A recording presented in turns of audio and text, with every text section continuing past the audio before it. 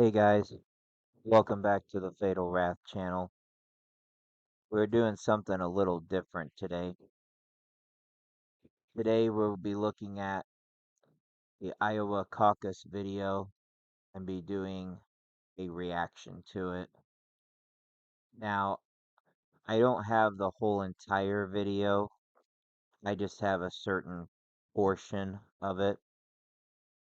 We're going to go over Trump's success speech for winning the Iowa caucus, and then also Desantis' speech for coming in second, and Haley's speech for coming in third. And we're going to have some reactions to it and some thoughts. This is very different from what I usually have on the channel, as I do a gaming channel, but I'm just trying some variety on here. So, anybody that likes to watch political videos, welcome to the channel, and feel free to check out the gaming side of the channel as well too. But this is something a little different added to the channel. Let me know what you think, and also let me know what you think of the results of this Iowa caucus here. We're going to go ahead and get started. The first little bit is Trump's success speech. He started off by thanking a bunch of people. I did skip over all of his thank yous because that lasted a while. But then we go into what he says when he's done thanking everybody, and that's where we start at. So we're going to get started on that.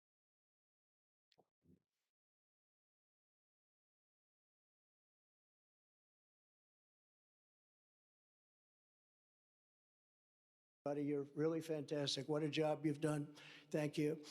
So we're going to come together. We're going to drill, baby, drill right away. Drill, baby, drill.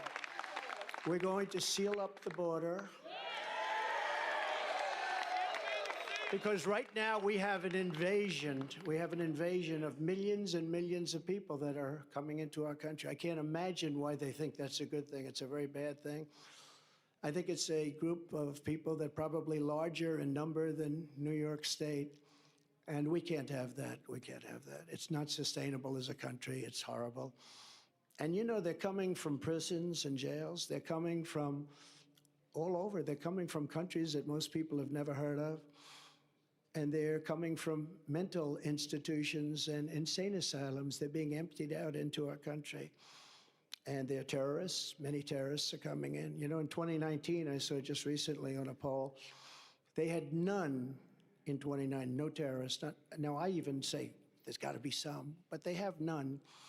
And then as soon as this group took over, they have hundreds and hundreds of terrorists coming in, known terrorists, some of them really bad. And many of them are in, and they came in, and nobody knows where they are. This is not a good thing. And we're going to have to deport. We're going to have a deportation level that we haven't seen in this country for a long time, since Dwight Eisenhower, actually. Donald Trump taking victory in Iowa. We'll interrupt his speech here. He's getting into saying a lot of things. He says often, Rhonda, some of which are falsehoods, some of which are just not true. False claims about no terrorist attacks during his presidency. Also talking about terrorists coming over the border.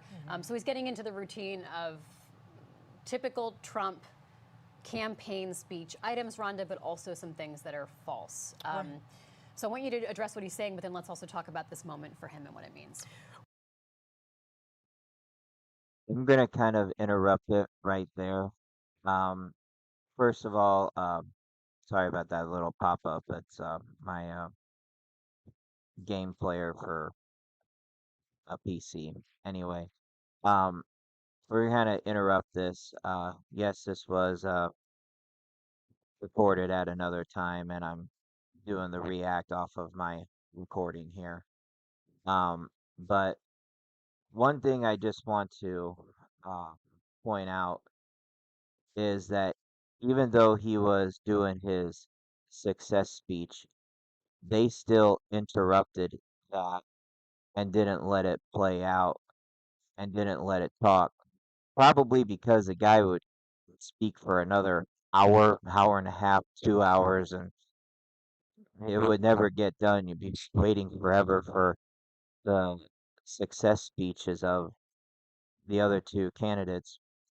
Uh, but they cut it off and they said, that he was making all these false accusations and everything. And I just find it really funny that somebody that wins the caucus, they're cutting him off because of things that he's saying. This guy is a criminal. He's having to go to court and probably pay some hefty fines. And he's winning the caucus, and they're still cutting him off. They're not letting him win. They're not letting him have his full say. I think in another state, they even took his name off the ballot. And even though he wins the Iowa caucus, they still interrupt him and don't let him finish. That is what I find so hilarious. And I just have to react to it that you can be a winner and everybody still cuts you off because it's just what you're saying and what you did. You having to go to court, getting into trouble, all this stuff. It's just a riot. I don't see how people support this guy. I really don't. Let's continue the video. Right, and he did start off in more of a subdued manner. So we did sort of see the more familiar Trump at the end there talking about immigration. You mentioned terrorists coming over, all of those things that, as you mentioned, are falsehoods. But that messaging is apparently what Iowans liked about him. His supporters there are cheering that. I think that gives us a glimpse into what the Iowa voter wanted tonight. I know from our entrance polling, it is showing that people who supported Trump do like someone who wants to shake things up. That's something that he's been maintaining since 2015. And I spoke to one Iowa caucus goer who said that in their caucus area, people like Trump because they see Washington is broken and he is that disruptor in chief. So the messaging he just started off on in that speech there is something that apparently is appealing to his base continuously. One thing that stood out to me is there's been this big question after Trump left the White House after January 6th, and a lot of the people in his inner circle turned and gave testimony to the January 6th panel. They've given testimony to some of these criminal investigations. The question has been who's going to be around Trump on a second go around? And I wonder if we got a glimpse of that tonight, at least an early glimpse. We saw Matt Whitaker, who was a acting U.S. Attorney General under Trump. He is from Iowa, so he was on the stage tonight. We also saw Doug Burgum, who ran in the primary, and he left the race, but he's the former governor of North Dakota. Is he going to be someone in the administration? So it is interesting to see how Trump is taking this win tonight. But of course, we are also waiting to hear who has come in second and what the margin there looked like between Haley and DeSantis. Yeah, Rhonda, there's almost like the two Trumps, right? The one that the campaign can control in some way, right? The teleprompter Trump, who's saying some sort of nice things about his rivals, sort of a slight and then a backtrack and a nice thing. And then there's Trump, who returns to his grievances, his lies, and his talking points, which, as you said, resonated with Iowa voters. Right. And are we going to hear that going into New Hampshire? Because we know. And where does it resonate with what audience? Right. Yeah. And is it going to resonate with the independent voters who Nikki Haley is doing well with? It may not. So what is his messaging going to be from tomorrow until next Monday before the New Hampshire primary on Tuesday? We're seeing here on our screens images of Nikki Haley's gathering in Iowa and Ron DeSantis' gathering. Haley's on top there, DeSantis is on the bottom. No reflection of their numbers. That's just how they are appearing on the screen. Let's go to James Hohmann to talk more about everything, James, from the latest numbers to what we heard from Donald Trump. I want to start with the numbers on the board you've got there first. Yeah, so we now have about 90% of the votes in. Donald Trump appears to be on track to be the first candidate in a contested multi-way caucus. Absolutely to get an outright ridiculous. majority. In 1984, Walter Mondale got close over Gary Hart. He got 49%, but Trump appears to be over that 50% threshold. There's not a single county right now that he's losing. I was struck watching that speech, Libby, by, you see him soaking in the victory. Recall that not only did he lose the 2016 caucuses to Ted Cruz, he came in. The final Des Moines Register poll in 2016 showed Trump ahead, but he ended up losing because he did not have an organization on the ground. Trump was determined not to make that mistake again. Tonight, his team has shown that he can get a traditional organization built.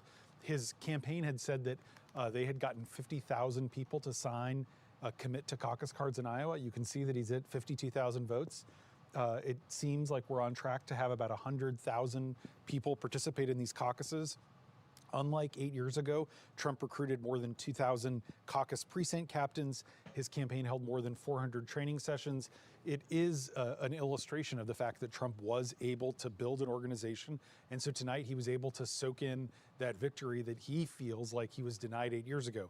As JM pointed out a little bit ago, he claimed fraud 8 years ago and said that the caucuses had been stolen from him. He's not claiming that this time because he is the victor. And there wasn't, we should say, fraud 8 years ago either.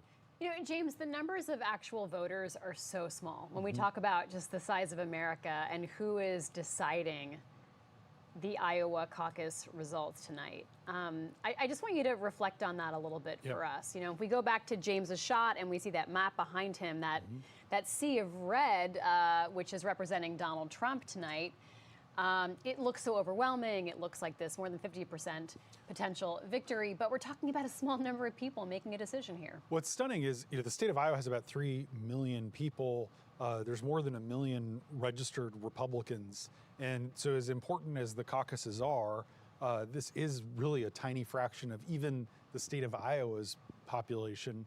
Ultimately, Trump's going to come away with 16 delegates out of 20 available. That is about 1.5% of the delegates that you need to win the Republican nomination. The state is more than 90% white. It is not a representative electorate, and the electorate in upcoming primaries will be different. The people who show up in a caucus, these people who came out in 20 below wind chill to vote in the dark, in the middle of the winter, these are hardcore grassroots Republicans.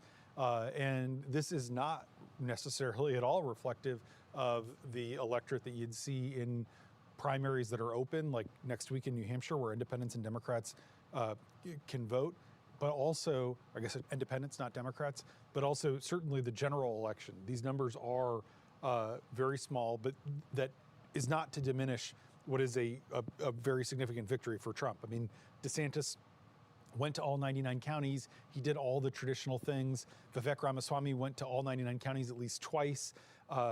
DeSantis spent tens and tens of millions of dollars. He camped out over the last year. He built his campaign around Iowa.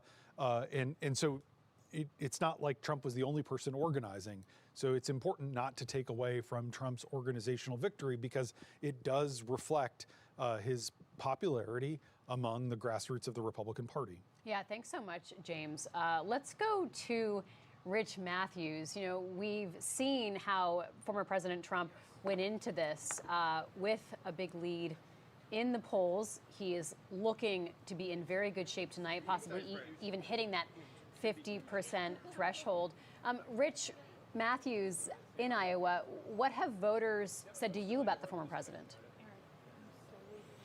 You know, we've asked the questions a lot about his legal woes. I'll tell you, I've covered politics for 25 plus years, and I've never seen a candidate who could face 95 criminal charges, lawsuits, a Supreme Court challenge trying to keep him off the ballot, a sex scandal, and still carry every county of Iowa as he's almost about to do, it looks like here.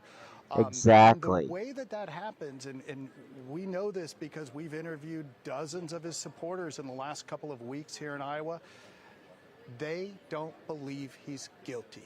It's as simple as that. They 100% believe that this is a witch hunt. It's politically motivated. Which is They don't believe what ridiculous. he did surrounding the January 6th events is criminal. So his supporters just adamantly believe that really his opposition is out to get him. Libby, when you cut away from the speech, you know, and saying that these are some of the things that he repeats, well, he repeats those statements in his speeches as well. He repeats them in emails to the press and you know, social media posts. He's very consistent saying, hey, I'm being picked on, and again, his supporters believe him. One example of that, at the caucus that we were at, we mentioned this very early in the show, but the caucus chair read a very, very strict warning where she said, if there are any Democrats in this crowd who registered tonight as Republicans just to disrupt this event, you will be prosecuted if you try to vote as a Democrat. So, Hold on a second. You register as a Democrat, as a Republican, and you come in here and you vote Democrat, you will be prosecuted? Did I hear that right? There's your freedom of speech, people. There's your freedom of speech. I mean, I guess I could understand why, but prosecuted? Maybe just forget the vote, maybe just have them removed, but prosecuted just because they said a Democrat should win? There's your freedom of speech.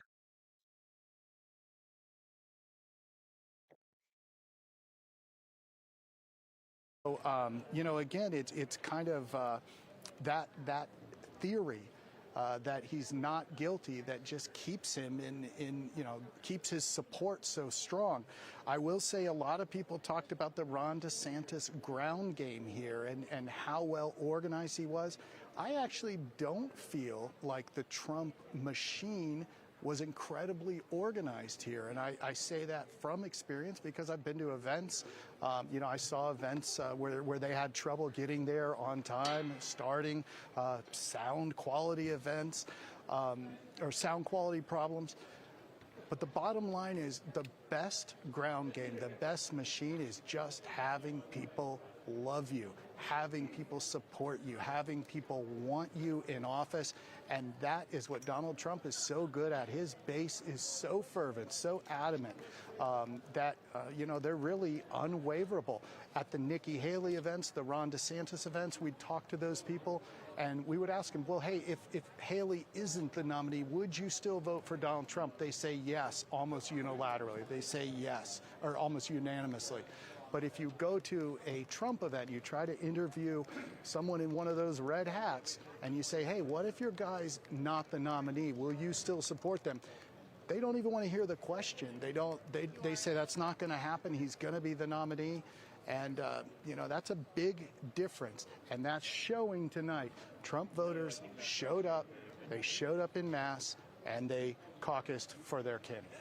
Thanks so much, Rich Matthews. Rhonda, I just want to give Absolutely some context. You know, we were just talking about ridiculous. the caucuses earlier. These are party-run events. This is not the state, a formal state process, which is why you could see people who were not only wearing paraphernalia representing their candidate, they were there to represent their candidate and say to their neighbors, hey, vote for my guy, vote for my gal. Right, and this is how Iowa has run their caucus throughout their history, really. They had one year in the early 1900s where they tried out a primary. They didn't like it. They like the idea of it being a neighborhood meeting where it is a collective group of people who live near each other and can talk it out and kind of persuade each other. So while I know Rich has said that that's what he heard at the caucus he was at, and of course, I'm not a lawyer. I'm just a lowly journalist here.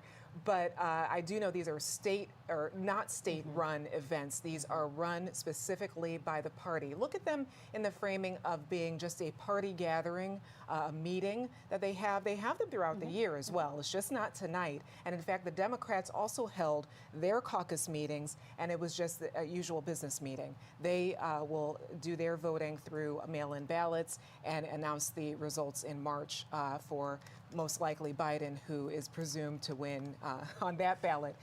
But again, it is a party-run event tonight. It is not run by the Secretary of State in Iowa, nor an elections and board. People could go in and actually, right.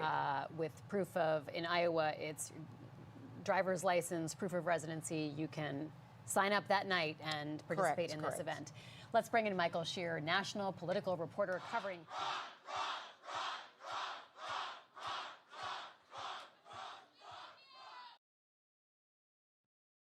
I skipped over that part and I decided to cut out some of it and skip to where Ron is having his success speech, and we just pick it up from there because anything I heard uh, before this and after what you just saw, it just wasn't very interesting, so I skipped to this part. We will continue. We love you too. They threw everything but the kitchen sink at us. They spent almost $50 million attacking us. No one's faced that much all the way just through Iowa. The media was against us. They were writing our obituary months ago. They even called the election before people even got a chance to vote. But they were just so excited about the fact that they were predicting that we wouldn't be able to get our ticket punched here out of Iowa. But I can tell you, because of your support, in spite of all of that they threw at us, everyone against us, we've got our ticket punched out of Iowa.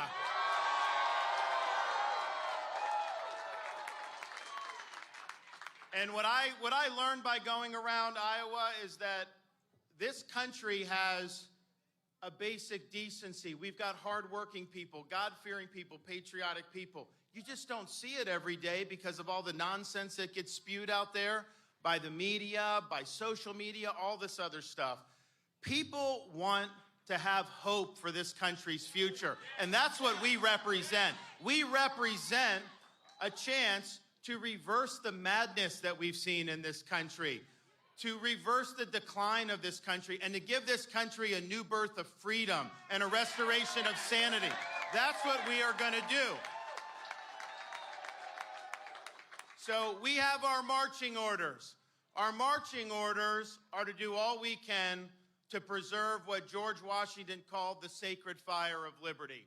The same fire that burned in Philadelphia in 1776 when our founding fathers signed the Declaration of Independence. The same sacred fire of liberty that burned at a cemetery in Gettysburg when our first Republican president, Abraham Lincoln, pledged our nation to a new birth of freedom.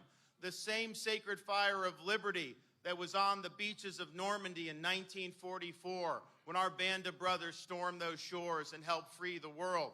The same sacred fire of liberty that was at the Berlin Wall in 1987 when Ronald Reagan stood there and said, "Mr. Gorbachev, tear down this wall." This is our responsibility, to carry this torch and to preserve this sacred fire of liberty. Don't run away from this responsibility. We welcome this responsibility.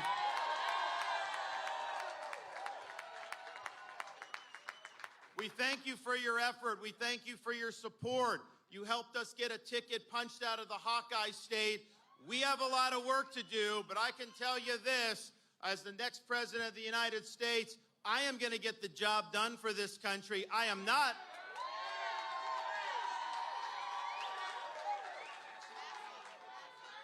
not going to make any excuses, and I guarantee you this, I will not let you down. Thank you all. God bless you.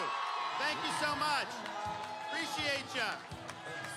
Let's bring out the First Lady. Ron DeSantis speaking after finishing in second in Iowa, according to the Associated Press. He's there with Casey DeSantis.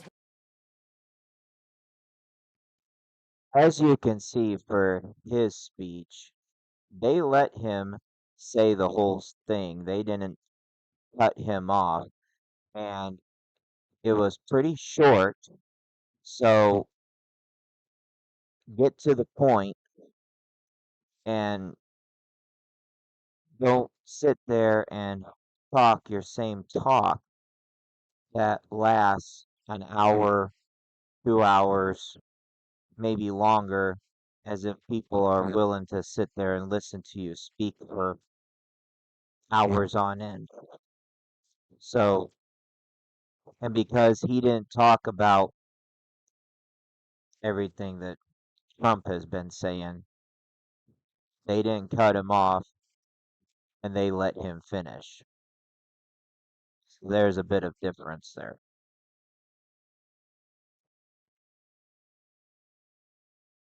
His wife. Rhonda, let's talk about what this finish means for Ron DeSantis. This is probably where DeSantis wanted to be tonight. I think everyone knows that the Well, Trump he wanted strength, to win. I mean, right. he wanted to win, but with a modified perspective. Right. Yeah. This is probably, could be considered as first place for the non-Trump candidate. So his ground game there, of course, he had a strategy where he put everything into Iowa. He got the major endorsements. He did all the campaigning in 99 counties. So this is exactly where he wanted to be tonight, because it didn't, especially with the Des Moines Register poll, it didn't look like this would be a certainty that he would come in second. But again, going back to what we said at the very beginning of our show, is there is just a tiny share of delegates that come from Iowa, 40, and you need a little over 1,000 in July for the nominee to become the nominee of the party and go into the general. So this, again, Iowa is just a snapshot. I think one of the things that we are learning right now is that Trump still has incredible strength, but DeSantis was able to pull through in second. We have some breaking news coming out of the campaign. Vivek Ramaswamy does plan to suspend his campaign. That's after being projected to come in fourth here in Iowa. That's according to his campaign spokesperson, that he will be dropping out. J.M. Rieger, let's go to you for what that means, what it means to no longer have Vivek Ramaswamy on the campaign trail. Yeah, I mean, in theory, a lot of Vivek Ramaswamy supporters are probably going to This jump guy over even talk? to Trump. He was a little low in a lot of the New Hampshire polling, so how much of an impact that has, I think, TBD, remains to be seen here. Although, if New Hampshire if Nikki Haley is able to kind of continue to close the gap, as some recent polling has shown in New Hampshire, Ramaswamy dropping out, and if his supporters primarily go to Donald Trump, that could help Trump and boost him in that state. But I also think, Libby, we're talking about, Ron DeSantis, Nikki Haley here, and Ramaswamy finishing behind them. They are so far behind where Donald Trump is tonight in terms of support, in terms of how many votes he's gotten in the caucuses. It is remarkable. It blows out of the water the previous record for a Republican Iowa caucus win, which was Bob Dole in 1988, who won by under 13 points. Trump at the moment is flirting with 30 points. I just want to hammer that home for our viewers, how massive this margin is, and how what we're talking about with Ron DeSantis, Haley, Ramaswamy are such a distant second, third, fourth. the impact that, that has. Now, Rhonda's exactly right. It's a very different electorate in Iowa compared to New Hampshire. But, as we look at how this race might shape up, at this moment, it's hard to see how these campaigns, we just heard Michael talking about kind of the fundraising needs of a Haley and a Desantis, how these campaigns sort of, galvanize supporters, if you will, galvanize fundraisers to keep this going for them before Trump kind of blows everyone else out of the water. Such an important point, JM. I want to go to James Homan for more. James, it is so important to keep it in perspective. It's almost like the frog in the water that starts boiling and the frog doesn't even realize it. Yeah. It's important to say that Donald Trump has had an incredibly successful night, James. And it may come as a shock, frankly, James, to people who are just tuning into politics now, who maybe haven't been paying attention in other parts of the country, to see him dominate so cleanly in Iowa tonight. Yeah, it Who is a cares if he's clean, had success? clear win. And now Donald Trump is going to try to become the first Republican ever in a contested contest for the nomination to win both Iowa and New Hampshire. We talk about the previous records for big wins in Iowa. George W. Bush won by 10 points in 2000 over Steve Forbes. Then he goes to New Hampshire and he ends up losing New Hampshire by 18 points to John McCain. And then it becomes this sort of long slog to South Carolina and Super Tuesday. So now the test for Trump is of his appeal.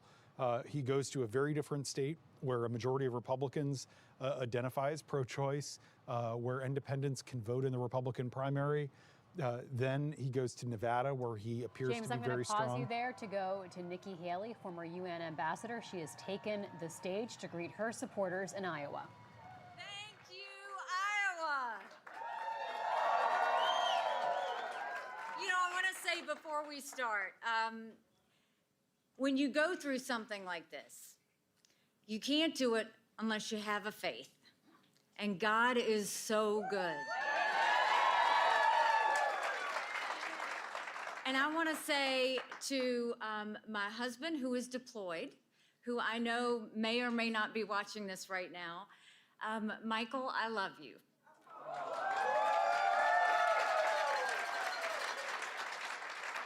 And what keeps me going is I know we sleep under the same stars. So I want to say to Rena and Josh and Nayland, I am so proud of you.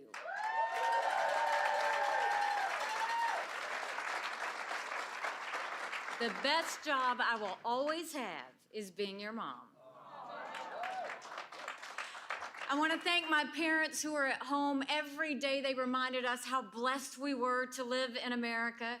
I want to thank my sweet brother who came out here and was caucusing for me. A good Desert Storm veteran, and I want to thank my other siblings there. I want to thank Michael's parents, Bill and Carol Haley, who've been fantastic along the way as well. You can't do this without the strength of your family. I want to congratulate President Trump on his win tonight. We have had an amazing 11 months here in the Hawkeye State.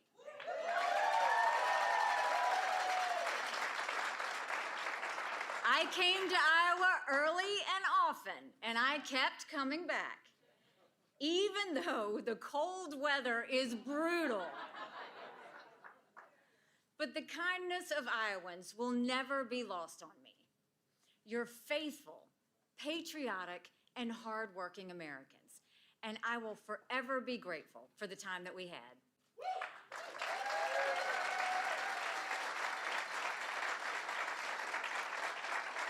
At one point in this campaign, there were 14 of us running.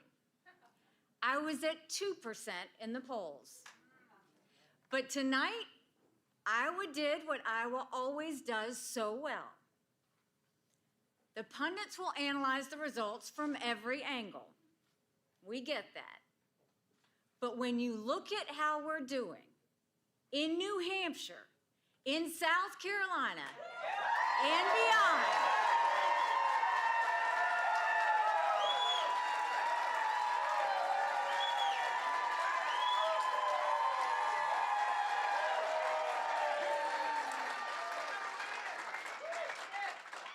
can safely say tonight, Iowa made this Republican primary a two-person race.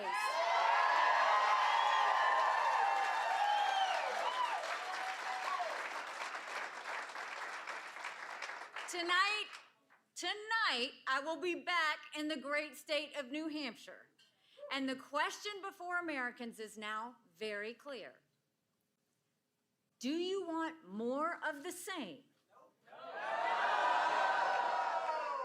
Or do you want a new generation of conservative leadership?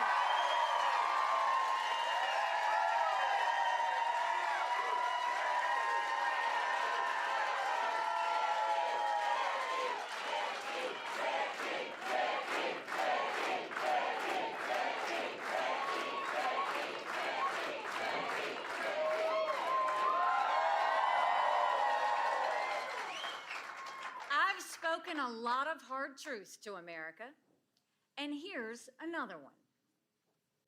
I voted for Donald Trump twice. I was proud to serve in his administration. But when I say more of the same, you know what I'm talking about.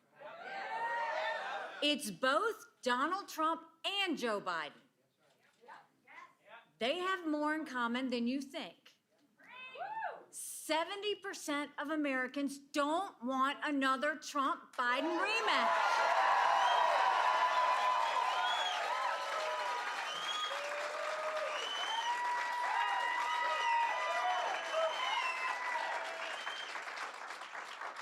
A majority disapprove of both of them.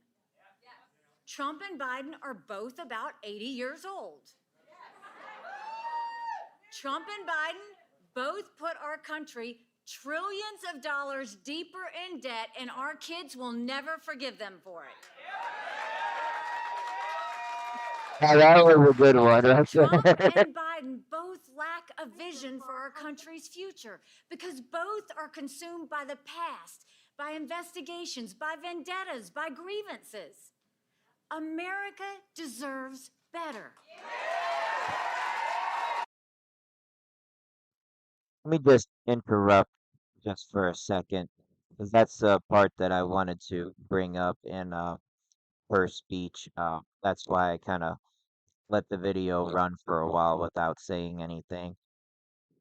70% people don't want to see the Trump Biden rematch. I personally don't want to see it. Let me know if you want to see it. I hope the answer is no. I don't want to see Trump and Biden as the only two choices going into my vote into 2024. Who do I want to support? Well, I don't want to support Trump. And Biden's getting too old to do this. DeSantis, from what I heard, he's Trump part two. So I'm not too sure about that. As far as Haley goes, I don't really know enough about her to say whether I would support or not. But it's just like that joke she just came up with there. It was pretty funny. We'll see how this plays out. Let's get back to the video.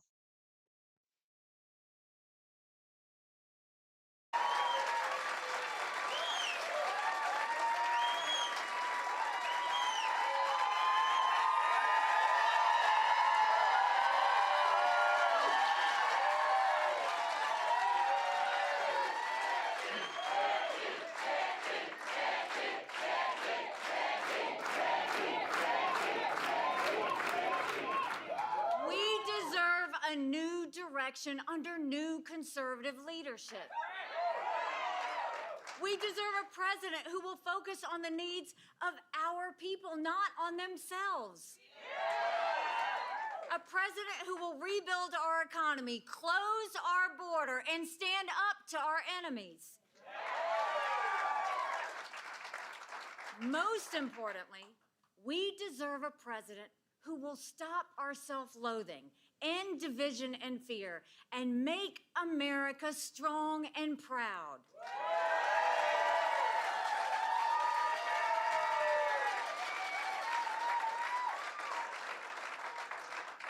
Our campaign is the last best hope of stopping the Trump-Biden nightmare. Trump But Biden it's more than nightmare. that. Republicans have lost the popular vote in 7 of the last 8 presidential elections. That's nothing to be proud of. We should want to earn the support of a majority of Americans.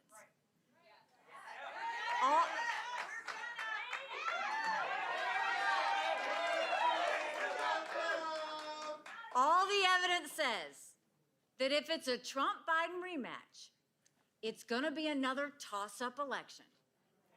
It could go either way. We could have more disputes over election interference, and Joe Biden could win again, with Kamala Harris waiting in the wings. Lord help us if that happens. And then look at what happens when I go head-to-head against Biden.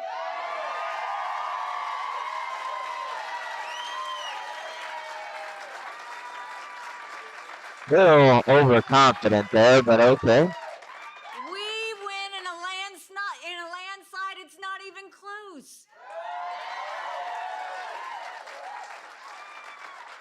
That means no recounts, no lawsuits, and no doubts. It means no more Chuck Schumer leading the Senate. No more endless votes for House Speaker because we'll have a huge House majority. We'll term limit the do-nothing Washington politicians.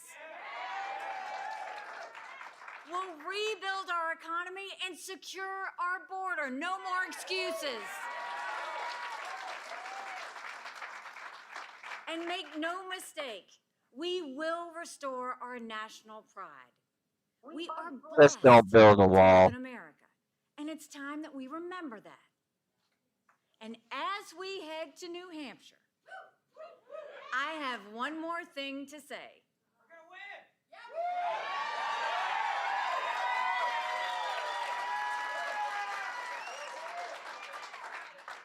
Underestimate me, because that's always fun.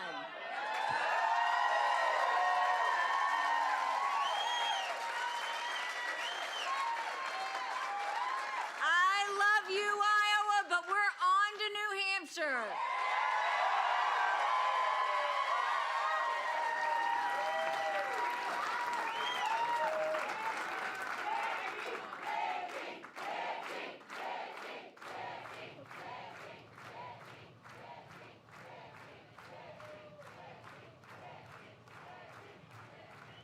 Nikki Haley giving a speech to her supporters in Iowa. She is placing 3rd in the Iowa caucus. As she said, she heads on to New Hampshire. I think she's going to go through her supporters now and list some of them.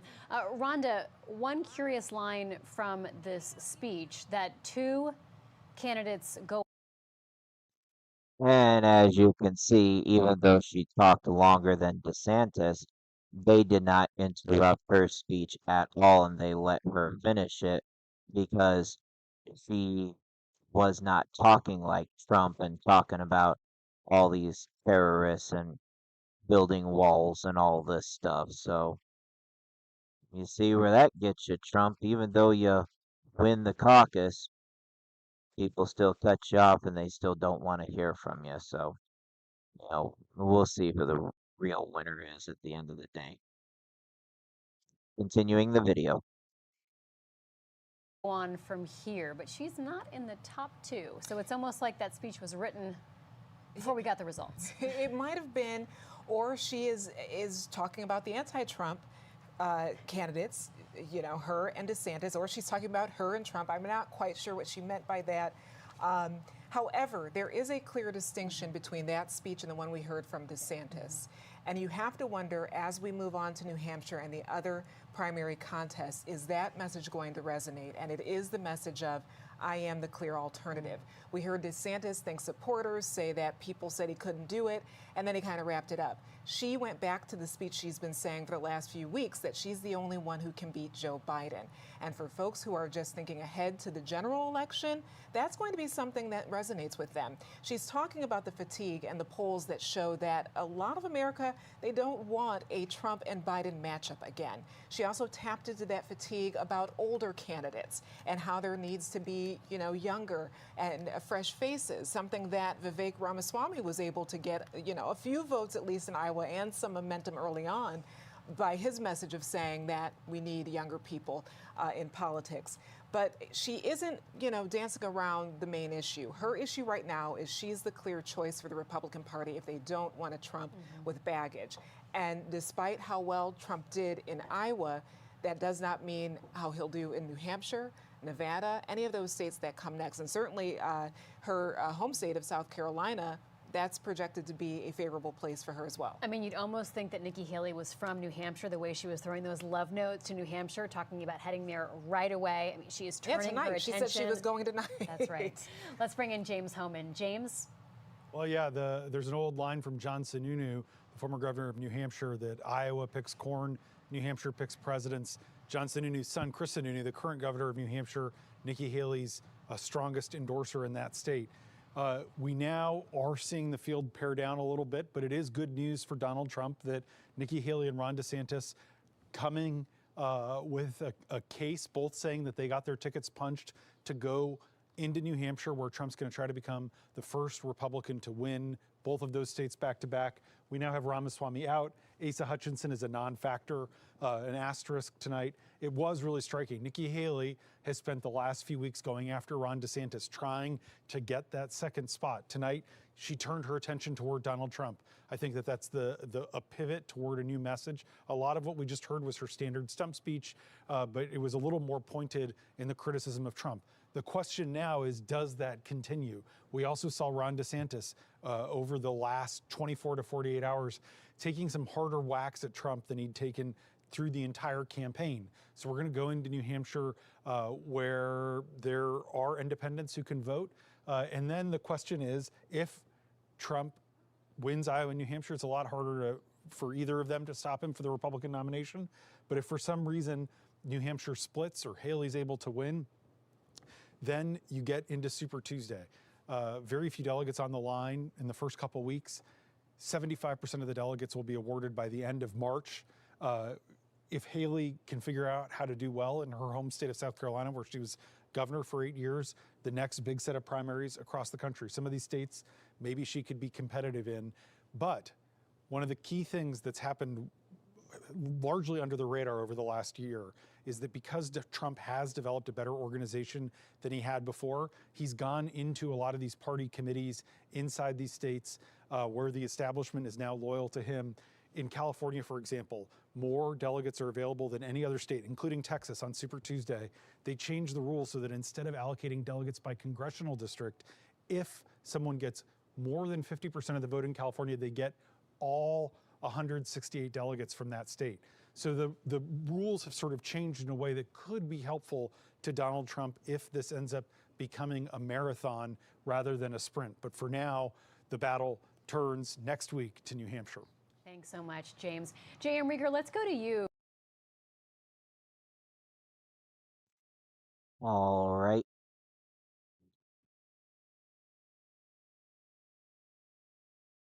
So that is the video, folks. And yeah, the Iowa caucus there for you is what it is. I hope you liked something new that I'm trying out here on my YouTube channel. Let me know what you think. Welcome anybody that's following the politics here, new to the channel and everything. Like, subscribe to the channel, turn on notifications, stay alert. Will I be doing more of this? We'll kind of see how this one turns out and see if there's any good points to follow in any future videos leading up to the vote later on this year. And, if we get something good out of it, we'll probably um, continue to feature more of it here on the channel.